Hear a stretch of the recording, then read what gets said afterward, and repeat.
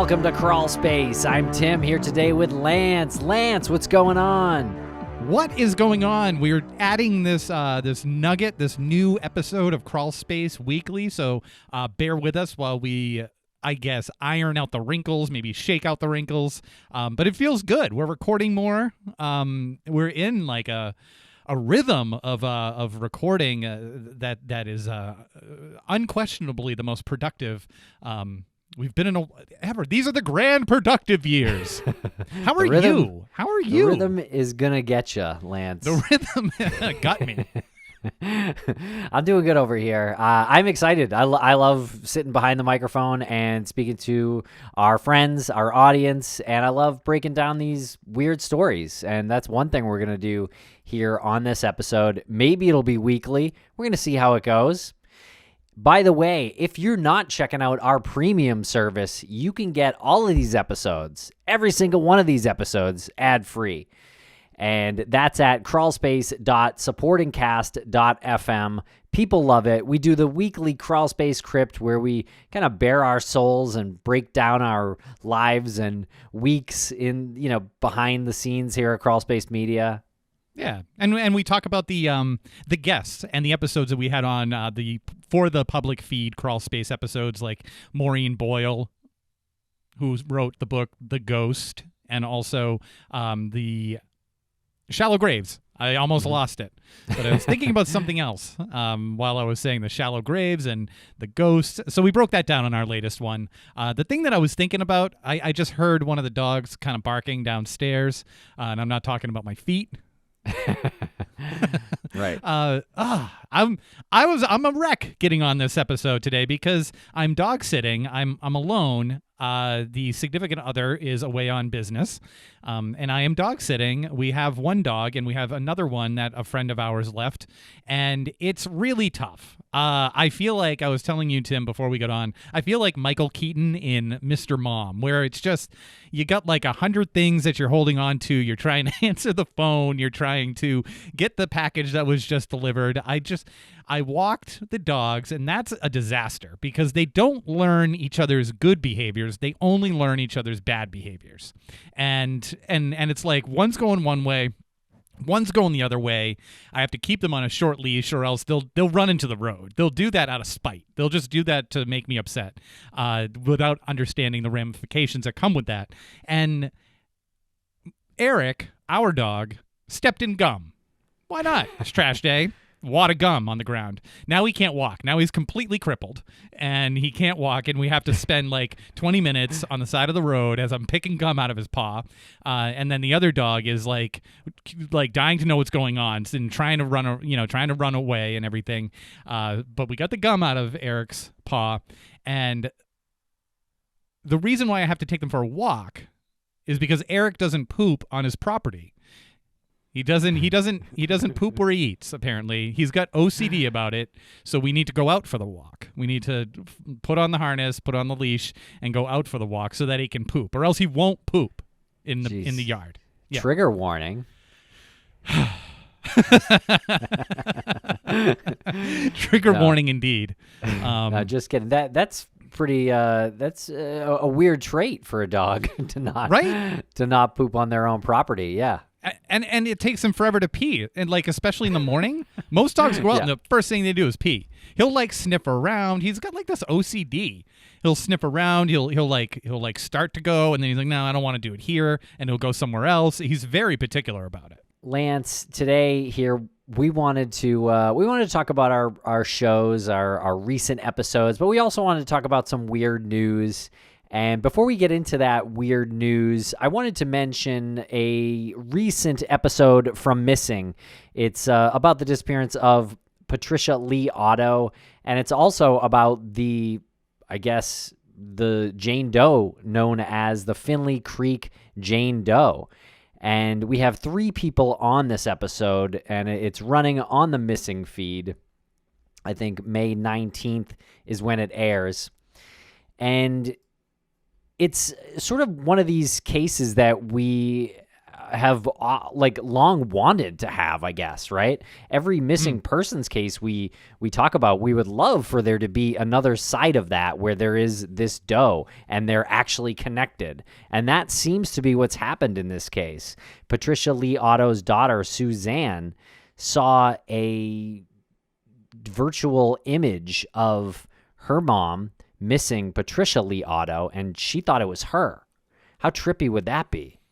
Oh yeah, the recreation. They did this Yes. this enhanced recreation of the Jane Doe. And when she saw it, yeah, she was like, "This is like someone drew me. They sketched me." That would be incredible. Let's play around with that for a minute or two. You're walking down the street and you see either A, a composite sketch of someone who's a criminal, or B, a missing person sketch, and it looks just like you. Which would be worse? Which would be more unnerving? I don't know. I mean, it reminds me of so many like movies and things like that. You know, it reminds me of like The Bourne Identity. I think there was an episode of It's Always Sunny, kind of like that. But how weird must that have been for Suzanne to see that and think that it was her for a moment? Like she probably thought her brain was playing a trick on her in that moment. And then she realized, okay, well, I'm here because I'm looking for my mom. Maybe this is my mom. It leaves me beyond words. Yeah. Because there's other things when you listen to the episode. There's other things in her life that have been a challenge and a struggle for her, not including the disappearance of her mom. But that alone is enough to be like traumatic and lifelong lasting. And you're going through life not knowing whether or not you'll ever find the answers to where your mom is. And she was under the impression that mom just left. Mom didn't want to be a mom anymore and just left. And then she learns all of these things.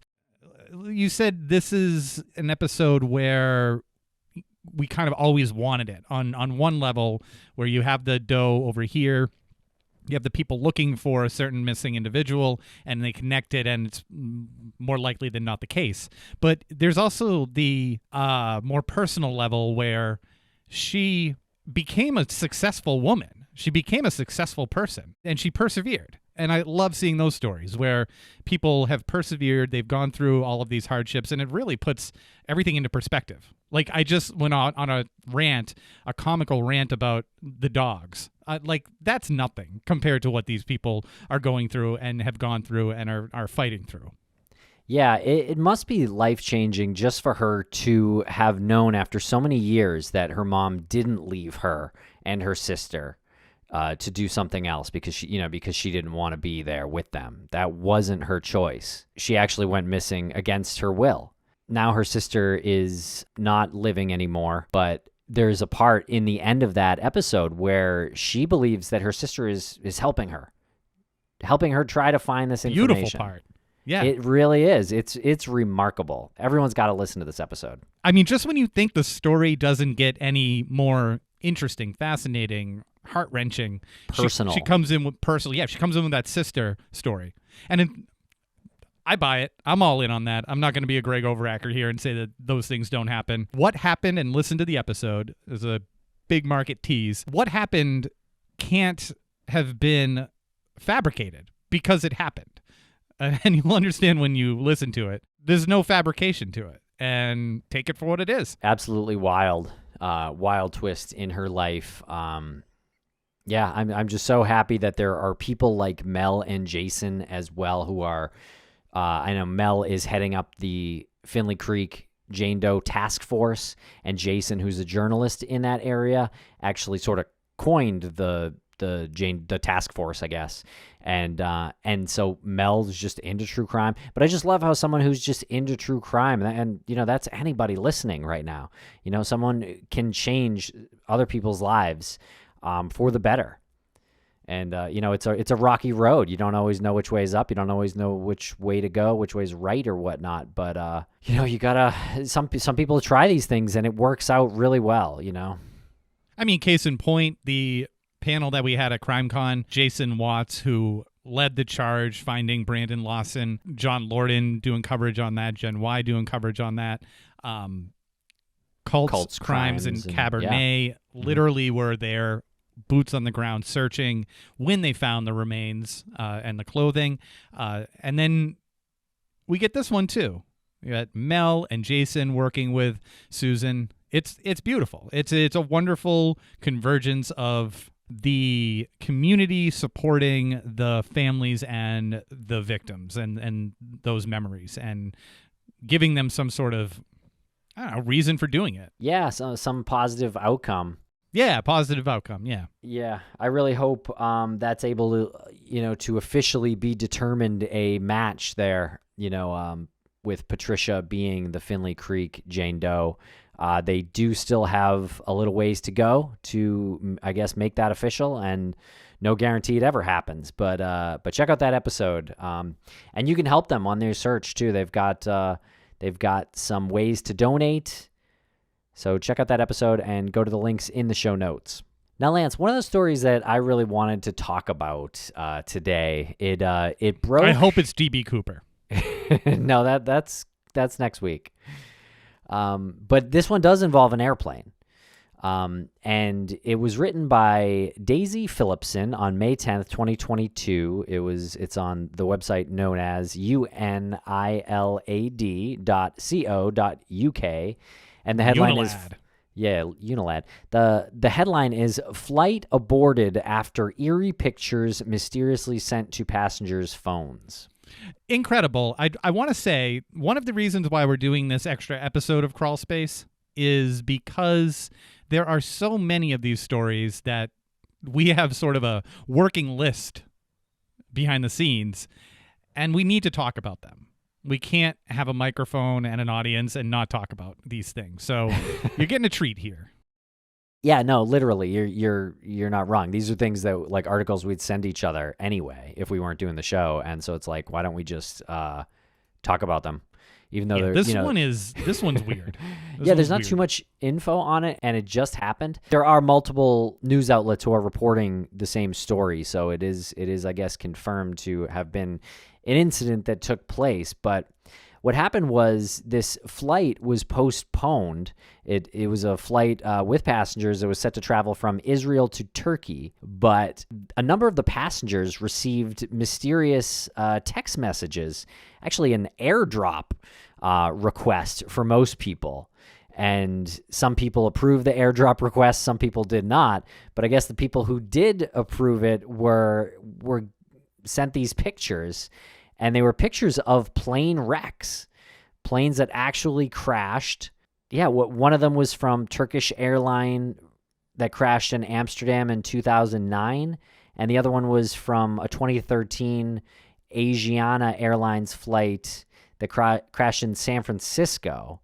Fatalities on both crashes. So, and you see a picture of at least one of the text messages that came through, and how creepy would that be if you're sitting on the air? I mean, we went to CrimeCon recently. We took a couple flights. Like, how creepy would that be? Right before you're about to leave, you get that message. That came through on my phone. I would first show the flight attendant, and then I would beat feet out of there ASAP.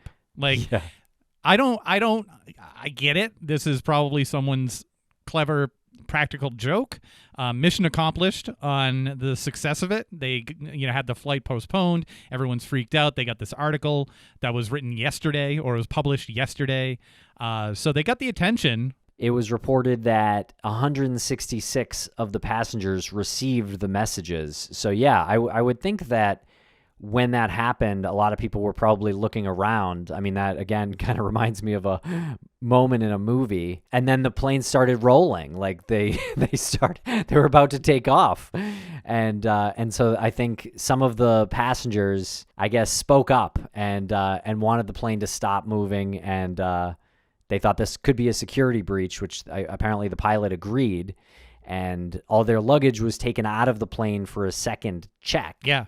It's kind of good to know that this wasn't a cyber attack. There's the airport's authority spokesperson, Ofer Leffler, says it's not a cyber attack. The source of the video, speaking of movies, the source of the videos is inside the plane. Yeah, so I don't understand what he means when he says that's not a cyber attack. Like, everyone, like whoever did it put them there physically? Like, what is he talking about? That it makes no sense. I think what he's getting at is it's not an attack on the airlines to ground a bunch of airplanes globally. It's not like a big-time cyber attack. It's more like a prank inside the airplane. Right. Okay, so then he's saying that the sender came from inside the airplane, he said. Yeah, imagine if it was the pilot. You're like, oh, watch this. Well, I would hope that would be the last person that it would be. I would hope so. But also, not really mission accomplished by the sender, if that's true, because the plane got delayed.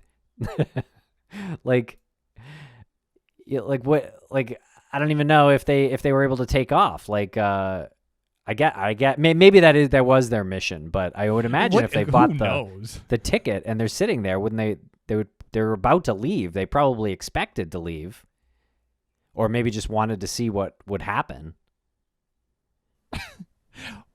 I mean, I think we're getting to the bottom of this. I think it was a flight attendant.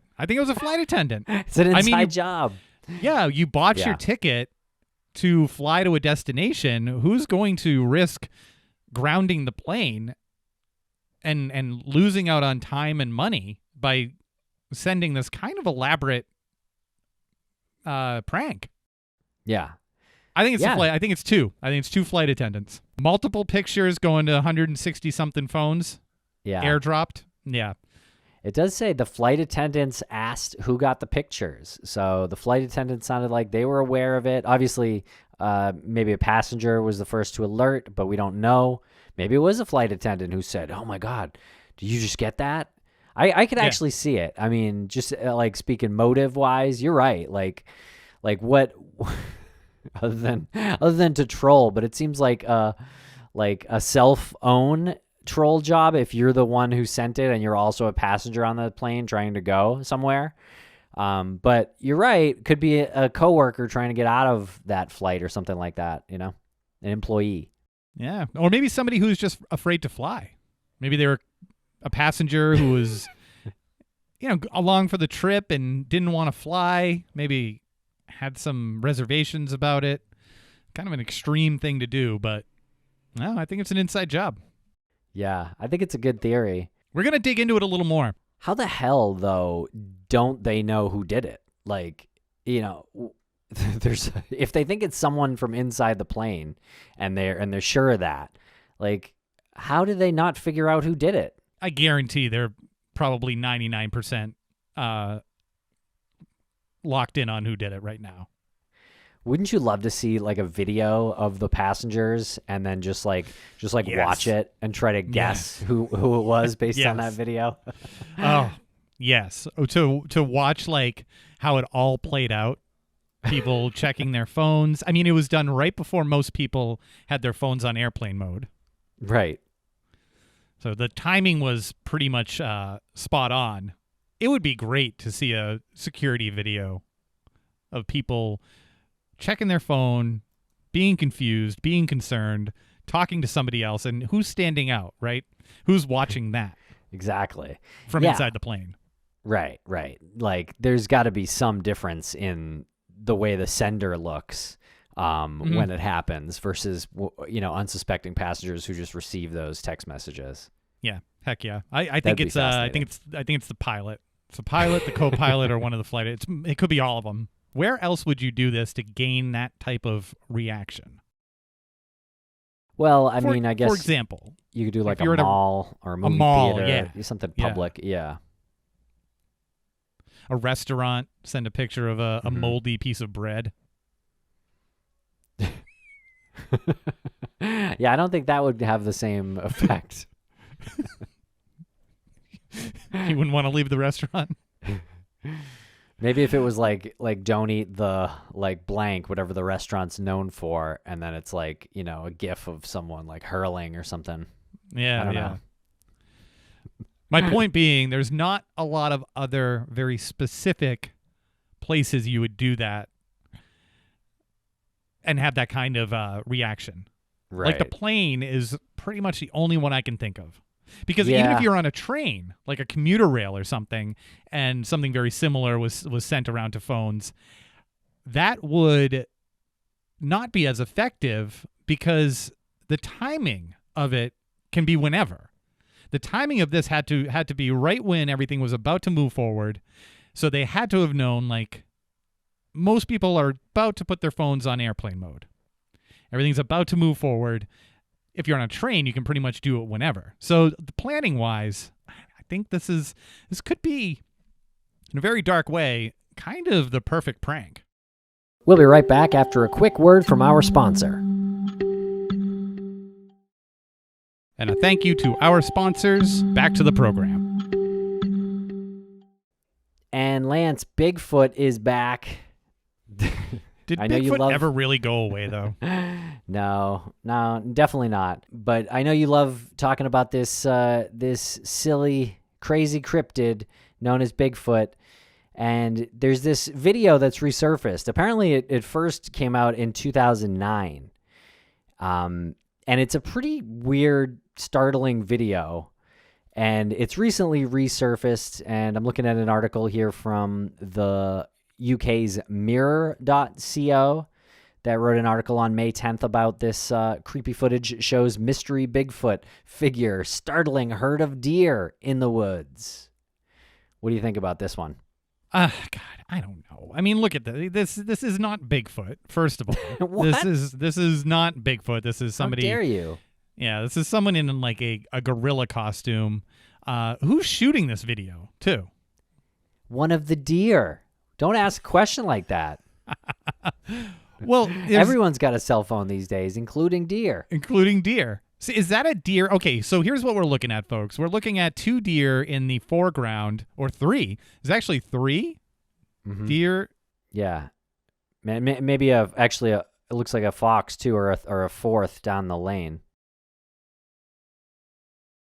So that's my point. We have 3 deer here in the foreground. Looks like a mom deer and like the 2 kids, or whatever you call baby deer, does. Now, there's another deer that ran by. Right? Yeah, I don't know. I mean, where is this? It does look like a fox tail. Like, I can't tell what that creature is. It probably does look like a fox to me as well. So then, okay, so there are 2 different species actually just sitting there kind of frozen looking at this other thing that is standing there and kind of really just looks like a big boulder sort of in the road at first. There's some shaky video, and then it turns and starts walking, and almost like a lot like the Patterson Bigfoot film where he's swinging his arms back and forth. This is a lot kind of similar to that. Terrible footage much in the same way, very far in the distance, but same kind of walk. Same walk, same gait, as you will. And it says that the figure seems to be unbothered by the deer as they carried on walking through the field. Okay, so options could be real Bigfoot, or it could be a person in a big weird suit. I guess both ways. If it was a person in a suit or a real Bigfoot, those animals probably would have been like, what, stopped frozen, and what the hell is that? You think? Okay, so what do deer typically do if they sense that they're in danger, if there's a predator? They run, right? They run. I mean, yeah, there's part of them that freeze when they see like headlights or something like that, but right. But I run. think in the woods they would run. Yeah. Right, they catch like a scent of a predator and they run. And that's a mom deer with her kids. Yep.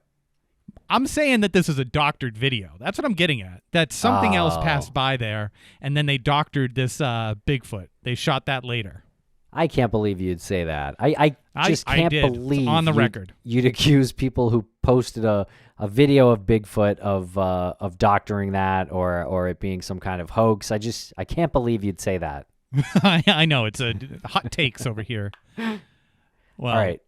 Well, how about this one then? Also from the mirror.co.uk. This one came out May 8th, 2022. Terrifying Bigfoot creature spotted on Google Maps. and there you can see it. There's a TikTok account known as Google Maps Fun, and they posted a video titled "Creepiest Things Google Map Recorded Without Knowing It," and it's been viewed a lot, and that's one of them. How weird. This is apparently from the Google vehicle with the camera when you go to Street View. Right. And it was supposedly Bigfoot in a Russian forest.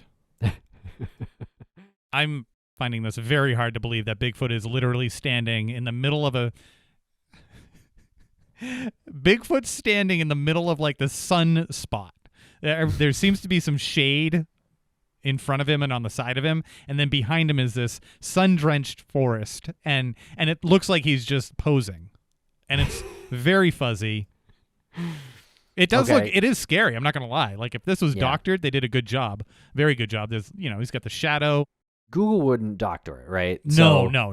But if it's a hoax, then it's someone who knew the Google mobile was going to be driving around and just probably waited there in your crazy Bigfoot suit, right? Which give that person some props. That after a certain amount of time standing there in a Bigfoot suit, you'd start to freak yourself out, I think. Yeah, I do appreciate that. I agree. That's pretty much a harmless prank. But then there's also the possibility that the TikToker, Google Maps Fun, is just playing fast and loose with this and just making stuff up. Because if you look at the rest of the video, they're talking about like a gigantic snake, and it kind of looks like a little weird.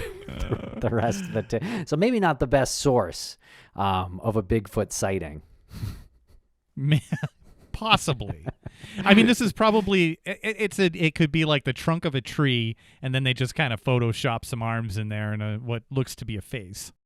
I'd like to get somebody in here to really break down the shadow patterns here. What about the killer clown that was spotted on Google Maps in an apartment in Montreal? I do enjoy this one because whoever did this went through the effort to actually dress the scene with some blood splatter. There's blood dripping off of the wall behind the clown. Looks like down the door.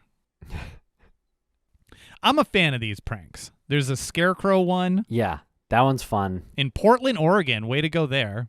I mean, that could just be an actual functioning, scarecrow. I mean, they do serve a real purpose.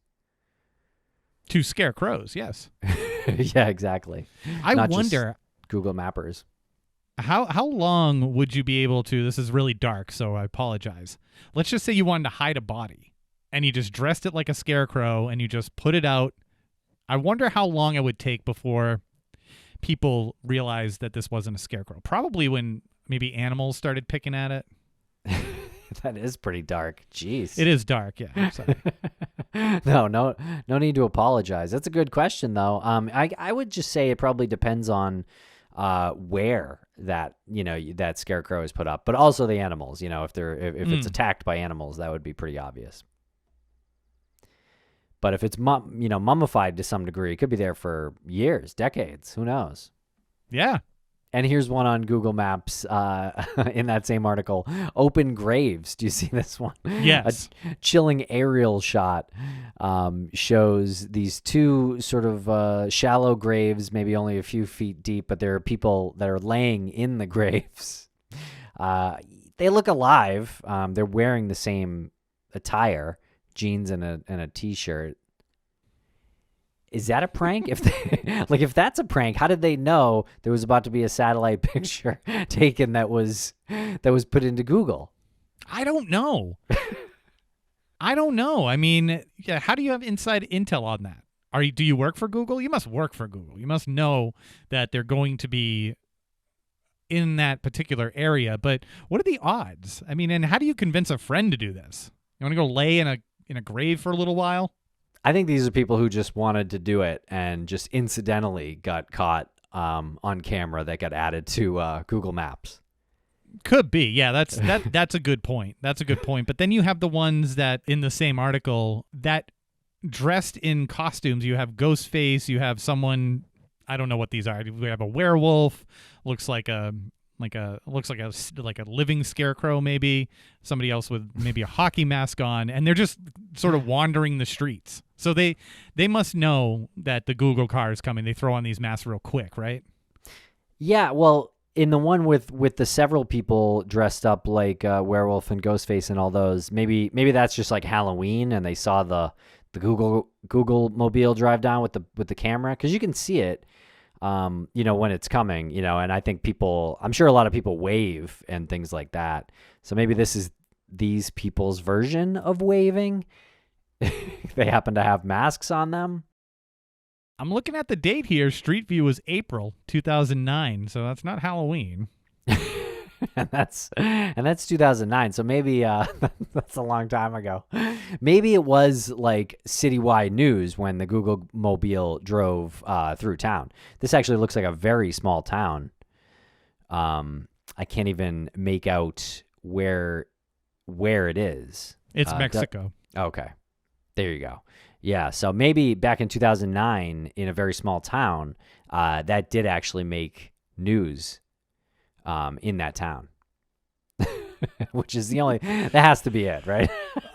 These things, you can really go down the old rabbit hole. Kind of makes me want to go do it. I used to do that. We've told that story. Dressed up as Michael Myers. All right, everyone. Well, thanks for listening. I hope you enjoyed this chit chat. We broke down some weird stories, and we might be doing this more regularly. So hope you like it. Make sure to follow us on social media at Crawlspace Podcast or at Crawlspace Pod. Check out our premium service. You get ad-free episodes and a bonus show at crawlspace.supportingcast.fm. And you know what? To keep this going, if any listener out there has stories that are like this, please shoot us an email or a DM or something. We're more than willing to field these other interesting stories. Let's bring the public in. Let's be engaging with the public on this new content that we're putting out. All right, everyone. Thanks a lot for listening. Go find a weird story.